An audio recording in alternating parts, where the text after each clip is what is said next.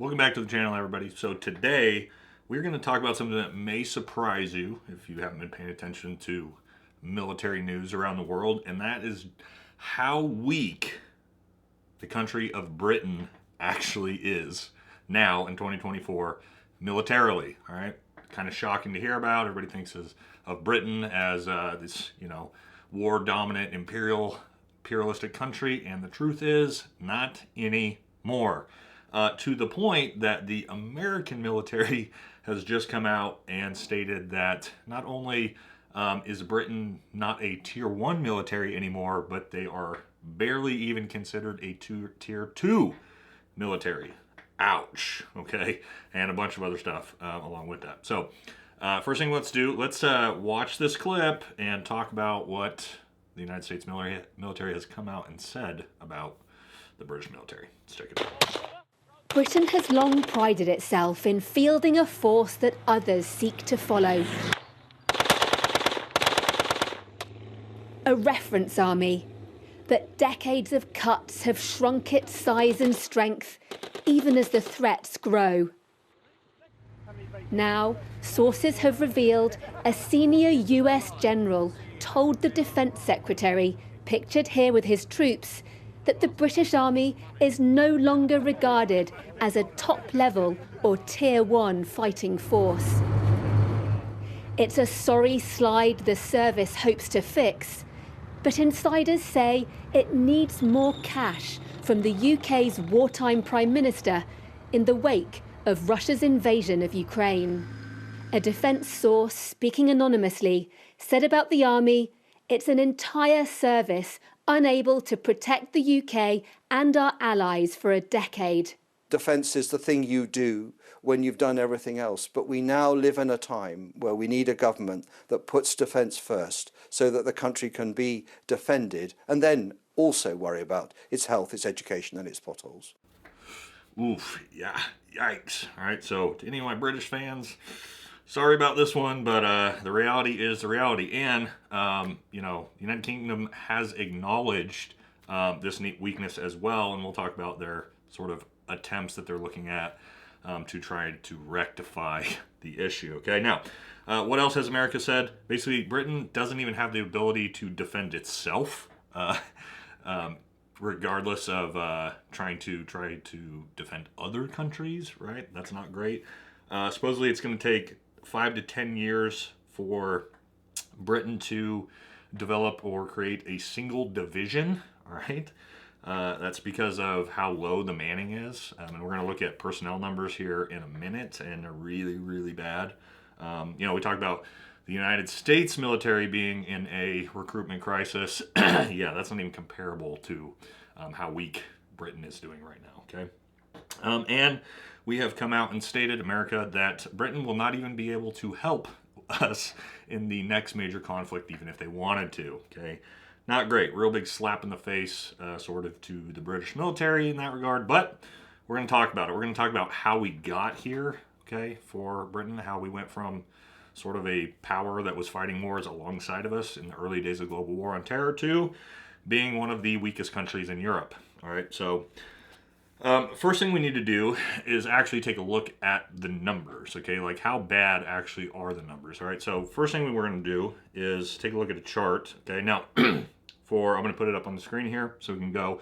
It's going to be a comparison of the UK's military compared to Russia's military. Now, the best I could find was from 2019, obviously, since the Ukraine war. We don't really know what those numbers look like anymore for Russia, obviously. However, I can tell you that Britain's numbers have only gotten worse from 2019, okay? So this is a good sort of baseline to establish that we've only gone down from there. Okay, now, so when we actually get in and start looking at this, right out the gate, at the Army, okay, just personnel, Russia, again, 2019, what is that, 4 times as many active duty Army troops. The tank situation is horrendous, right? Britain only has 200 tanks compared to Russia's 15,000. Now, comparatively to America, as we go through this list, keep in mind, probably has like 4 to 5x what Russia has if we really extrapolate. But put Russia up here because why? Britain is freaking out about potentially having to defend themselves against which country? Russia, right? Russia is the big threat to Europe, okay? So that's why we're using it for a comparison here. Looking at the Air Force, just as bad, okay? Personnel-wise, Russia 6x, okay? When we're talking about fighter or combat fighting jets, Russia had 10 times as many as the UK. Russia doesn't have that many. They have the same amount as Ukraine, right? Moving down into Navy, right? Just as bad, personnel-wise, 5 times as many for Russia. And Russia's got, 7 times as many attack submarines? You go down the list.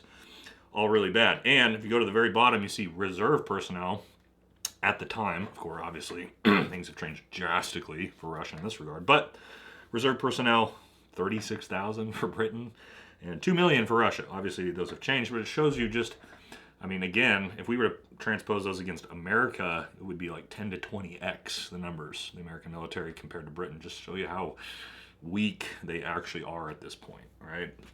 Not only that, but it's also American military, based off of ammunition stores, has said that Britain basically would have 2 days worth of ammunition in the next conflict if it were to kick off right now. Okay, so not very great. All right, so we're going to talk about how did we get here. Again, like we typically don't think about Britain as the super weak military nation. It's usually the opposite of that, all right? The biggest thing as we go along, and Britain has said this themselves, basically 2 decades worth of gutting the defense budget, okay? And this, in reality, a lot of countries have done it. France has done it. Almost all of Europe has done it over the last 20 years. Why have they done, other than Australia, okay, we'll get to that in a second. Why have they done that? Because of complacency that big bad America is going to protect them and fight the wars for them forever so they can invest all their money. Like you said, you saw the gentleman in the clip earlier talk about, we invest in defense last and we take care of our people first. Well, that's because America footed the bill for everyone else's defense for 20 years, okay? The problem for Britain now and these other European countries, because they're waking up to, especially with the Ukraine war, this sort of, and Israel-Palestine conflict going on, is that the American populace appetite for defending foreign countries, including, our allies, and sending billions of dollars to other nations' defense budgets, the appetite for that is gone. You can see we went from initially sending hundreds of billions of dollars to Ukraine to now people losing their minds over Biden just sending that last $8 billion. Okay, that money is drying up because the American people are over it, and politically, politicians are starting to realize this is political suicide.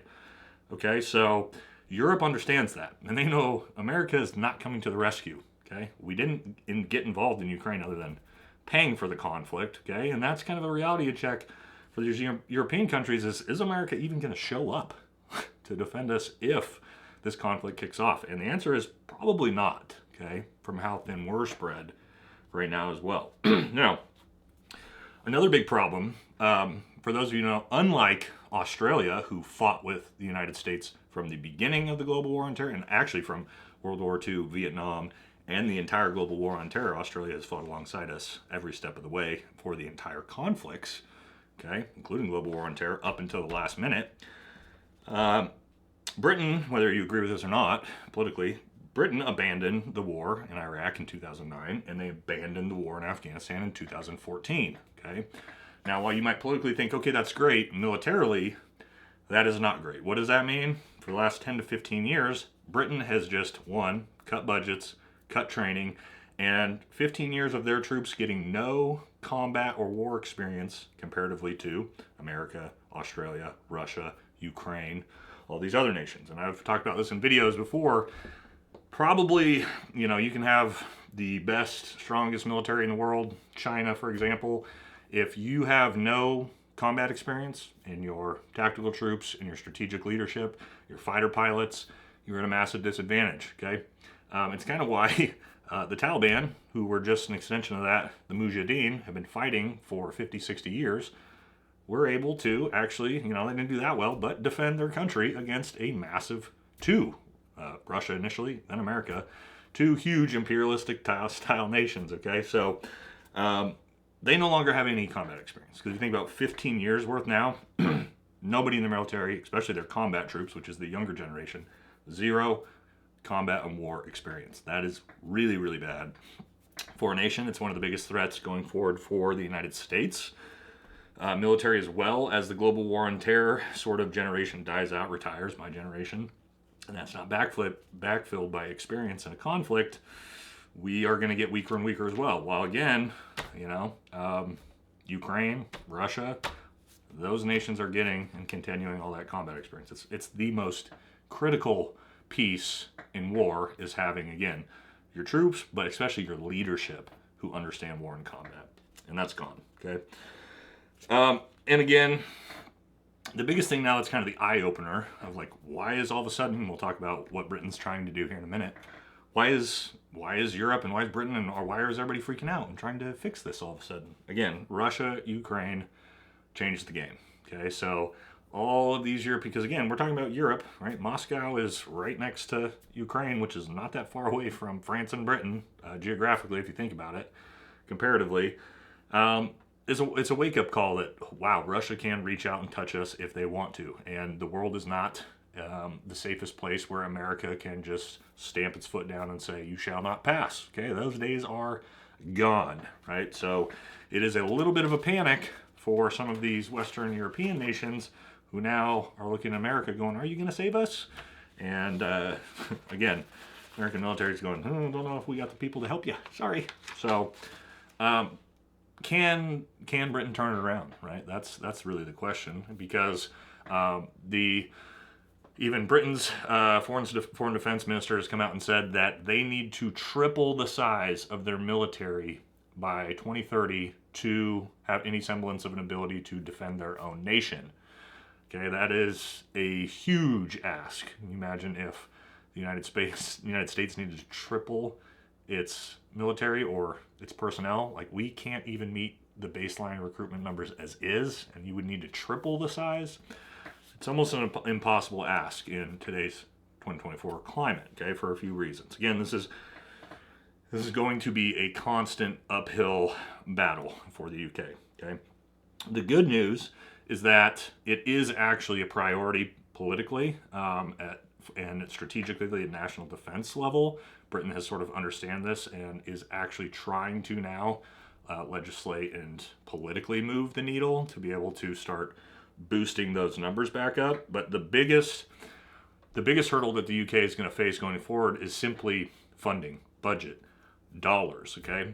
They are not America. They are not China. They do not have the GDP to sort of just throw money at the problem like the United States does, all right? So for comparison, the UK has about a $4 trillion GDP, and they spend 2% of that on their military. Excuse me, compare that to America, who has a $28 trillion GDP, right? 7 times as big, and we spend 3% of that. So not only is our GDP 7 times the size of Britain's, we also spend a higher percentage of that 7 times more on the military, okay? So if you were to just strictly go side by side, like America's defense spending is like 10, 20 times what Britain's is. They just don't have the money, right, at hand to just start throwing at the military and throw at the problem. That brings us into problem number 2, and these things work in tandem with each other. Funding is a big problem, but also culturally, okay? So cultural issues in the UK, much the same as America, as it's turned to leftism, wokeism, whatever you want to call it, which is an anti-military, anti-defense view of the world, okay? That view does not want to spend extra money on defense spending. They want to spend it on social programs, okay? We see that here. So what's the problem for the UK then is that you have to pull that money from somewhere to build up your military. And where's the one place you're probably gonna have to pull it from? All these extra social welfare programs, okay? That's where the money's gonna have to get taken from to give to the military. And if there's anything that is gonna be a cultural nightmare, blowback politically, it will be that, okay? You can imagine in America, if we announced, hey, we are cutting whatever, all Section 8 housing and food stamps, that money is all gone. It's being diverted to pay for new fighter jets.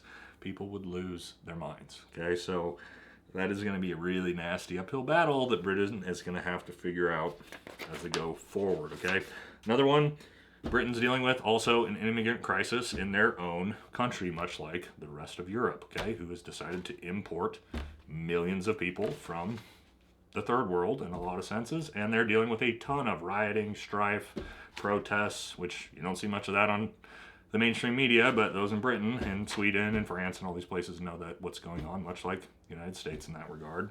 They are dealing with an internal sort of stratification there that they're going to have to figure out. Okay, so you got potential problems internally with the existential threats of Russia, China, whoever, Iran moving forward existentially. Okay, so it's going to be a very, very tricky tightrope to walk for British politicians in, again, 3xing the size of their military without, again, disenfranchising all their voters that are going to want their heads for doing it. Okay, so is there any good news? All right, so there is probably the main positive that Britain has going for it when you're talking about ramping up defense production is that Britain is actually a massive producer and supplier of arms, military equipment, things like that, ammunition for most of the world. Okay, so like we said, Britain's only got 2 days worth of ammunition potentially for their military.